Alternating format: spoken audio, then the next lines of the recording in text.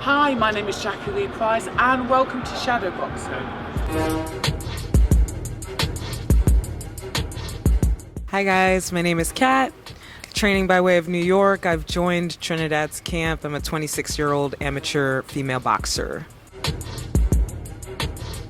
I started to learn the craft right after college, pretty much. I was really frustrated with my first job out of college, so it wasn't about losing weight or anything or trying to get in shape. I'd always been an athlete, but I needed to learn something new. How important is it for you to get female sparring before a major competition? It is so important to get in front of a female because it gives you that sense of speed, timing, rhythm, all that stuff that you need, and as well as I don't want to call it fear, but the anticipation of real time fight situations. So if you know that someone's holding back, you can't always gauge like how your anxiety is going to deal with what's going on in the ring. But if you're in there with a female, you can really start to put together all the things that go into like having to conduct yourself in a fight situation because it is not one opponent holding back. We were chatting yesterday, weren't we, before your sparring, and you were mentioning, I hope you don't mind, that you still get nervous before sparring. Talk me through that. So I think that I have enough experience at this point to sort of accept all of the sides of what it means to be a boxer, and especially as a woman. There's more of an acceptance of what your emotions are in any given situation, and not trying to run from it, but just leaning into it. And I think that's part of what that is. Some sparring sessions, if I know that they're more important than others, or if it's a given situation where it depends on how I'm feeling, what the context is, I do still get nervous before sparring and definitely before fights. But it's something that over time you learn how to process and you learn how to work with so that once you're in there, once you're moving, that falls away and you then become concerned with the objectives that you have in front of you and keeping yourself protected. And I think it's amazing that you're able to sort of see that that's just part of it. It's not to fear it, but it's just to kind of acknowledge it as part of the process, which is great. You've decided to represent Haiti for the Olympic qualifiers. Talk me through the process. How did you go about that? So in 2018, after my first full year of competing, I ended up at third in the U.S. After USA Boxing Nationals, I fought Virginia Fuchs. I hope I'm not messing up her last name. But after that point, there was a route, there was an option to, bring my skill set, bring what I'd been working on to the endeavor of the Haitian team, which was just in its infancy. It was just starting to form. So the following year, 2019, March of 2019, Haiti held its first ever qualifying tournament to form a traveling team. So I went down, secured my spot at 51 kg, and that's where that whole process started, sort of grooming myself into an international level boxer as opposed to a boxer that had been competing at a national level for some time. That decision sort of solidified itself once I realized I hope it doesn't sound bad, but the politics of the country I was in and just understanding their process of selection, it started to become clearer and clearer that they have a wealth of boxers to choose from and a wealth of options that they have.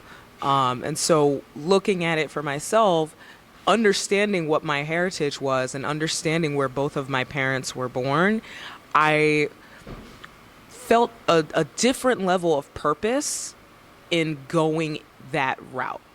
So people at the time around me at the gym that I was training at, during that period, I don't know what their ideas were as far as what I chose to do with my boxing and with my competing, but that's how I was seeing it. There was a great deal of purpose that I saw in taking that option of bringing what my skill set was and bringing what my talent was at the time to a country that had a dearth of boxers in general. So that was very important to me to be able to connect to my heritage in that way. And I thought that that was sort of an opportunity that I would never see again in front of me. So, they say seize the opportunities that you have. And that one was, it showed itself to be the most purposeful thing I could do with my life as a young woman. So, And I guess you get the best of both worlds, don't you? You get to train in America and, have the wealth of that experience. Then with the Haitians, you're here in Trinidad. How did this opportunity arise for you to come and train? And again, with the Cubans, I mean, you're getting experience from all sides, really, aren't you? great. So I think that my path is one that is extremely rare. The way that it's happened, that I've gone into this grooming process to be comfortable with competing at an international level. My first outing on the international level was Pan American Games qualifiers in Nicaragua. That was around the end of March, beginning of April of 2019. So that was the first time that I was competing on that stage. Oddly enough, I was very comfortable with the situation at hand because I broke it down into the only thing being important was my performance. So based off of that performance, I think a lot of different Caribbean countries were there to see the fight, and they understood what happened. It was sort of my first taste of the politics at that level. So I fought Costa Rica. It was a great fight. It was a close fight. But a lot of the Caribbean countries afterwards, a lot of members of those teams, they were coming up to me after saying, hey, like, you did a great job. That was a good performance from you. And so that's when I started to realize there might be something here more than just what happened in those 3 rounds. There might be something to build here. And from that point, there was, it's a level of like physical readiness, but there was also a process of having to convince myself from that point forward that I could groom myself to be a world-class athlete. And the route that I took to get there was basically incepted in that one experience at Pan Am qualifiers, to where you go into this and you're going off of what you have, what your skill set is at that time, and having people from different countries view it and see something there, and you having to go off of that to understand, hey, my route's not going to be the same as everybody else's because I've chosen to represent a country that, number one, doesn't have as much resources as other boxing federations, but on the other hand, is going off of the talent that they've been able to put together. So that was a really, I would say that definitely marked my approach now, is that I don't see things as limitations. I see things as challenges, and I work to sort of figure out the puzzles in all of the aspects of what I'm doing, from physical to mental to spiritual, all of those things. I mean, that must have been quite comforting that, okay, so you lost that fight, but then all the nations were coming to you and saying, hey, I'm presuming that you got something special. We saw something. Unfortunately, it didn't go your way. I mean, that must be comforting. And again, showing you that although your path is, like you say, not the normal route, that you're on the right path. Yeah, that was a very reassuring experience. That was definitely a solidifying experience in that it took, yes, a bit of external validation in that sense for me to realize, wait, what you just did out there, like, not many people could just go for their first international outing and perform in the way that I did and really stick it home and then come away from it not feeling at a disadvantage, but understanding that that was your starting point. That's just point A. It's not as if there was a complete imploding of your whole endeavor. That was just point A. So getting that reassurance from the other countries made me realize, yeah, this is the start. This is where I put one foot in front of the other. And you mentioned about obviously Haiti not having as much resources as other countries. I mean, I've spoken to the other boxers. You know, I come from a country where the facilities are, you know, are excellent. The athletes are paid a full-time wage. In terms of you getting to this competition, getting to Trinidad, how have you managed to do that? That's a great question. I have an immense amount of gratitude for the Boxing Association here in Trinidad for believing in my ability and seeing the value in what I could bring to their athletes. So it wasn't just an idea of, oh, it's a multinational camp. We can get a Haitian to train with us.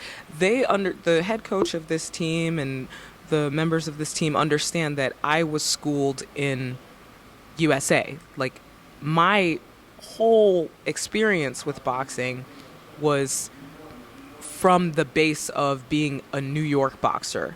So they understand from a strategic standpoint that it does help to have someone that came from that discipline to bring whatever skills and whatever skills I've garnered from USA boxing to bring it here, because that's where my background is as far as the craft itself of boxing. I didn't learn to box in Haiti. I've never actually lived there, but my discipline was developed in a place where boxing just is more advanced, and is more of a developed discipline itself. So I think that definitely affected the decision to have me just come down, pay for my way down here, accommodate me, and have me as part of the camp, because they understand that at a strategic standpoint, it's giving them a broader pool of skill as far as everybody here. And we talk about that broader pool of skill. You have a Cuban coach here. You have Cuban boxers here. We all love the Cuban, boxing teams. How has that experience been for you? So that's been really exciting to even know that there are boxers and athletes from the Cuban tradition out here, because it offers you something so valuable to look at even. Now, in my experience with boxing coming up, a lot of what I picked up on was watching fighters that I loved to watch in the gym, practicing on the bag, sparring other great fighters from that particular gym.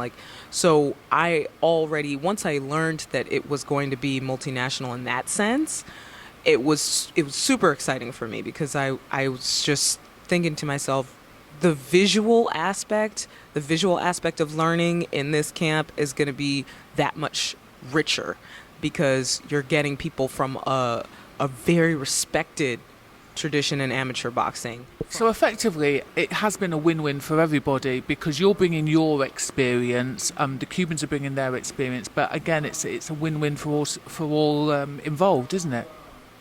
It does seem that way. It does seem like there's something to be learned and something to be developed from all sides. So you have that aspect of being able to watch the Cubans as they move, as they train, being able to work with Trinidad and understand where you're at in your craft. And then for me, as representing my own country, it gives it a sense of respect for what I'm doing. I'm here to learn what I'm supposed to learn, and I'm here to train with the team and understand how a serious training camp works, And it feels good to be able to offer my skill set in the endeavor of getting everybody better.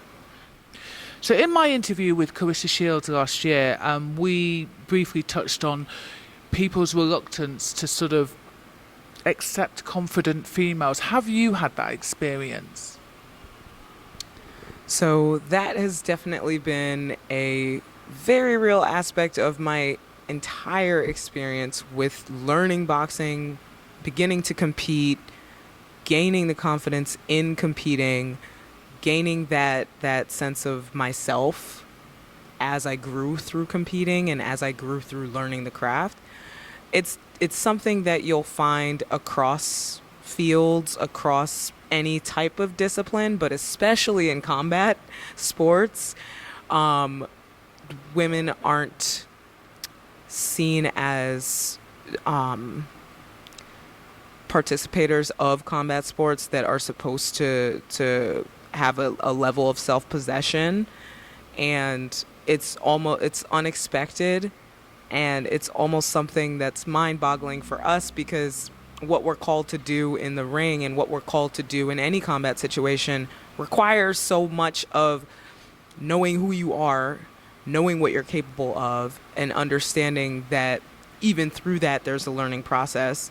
So for society at large to be uncomfortable with a woman owning herself in that way, that's a general thing, but in combat sports, in boxing in particular, because that's what I participate in, it's been something that you can't ignore it, but it's something that's there on the side that you have to work past and that you have to see past so that you can stay focused on just developing your own craft, because that's the only way it's going to happen, is if you at some point understand that, okay, this is how society is set up.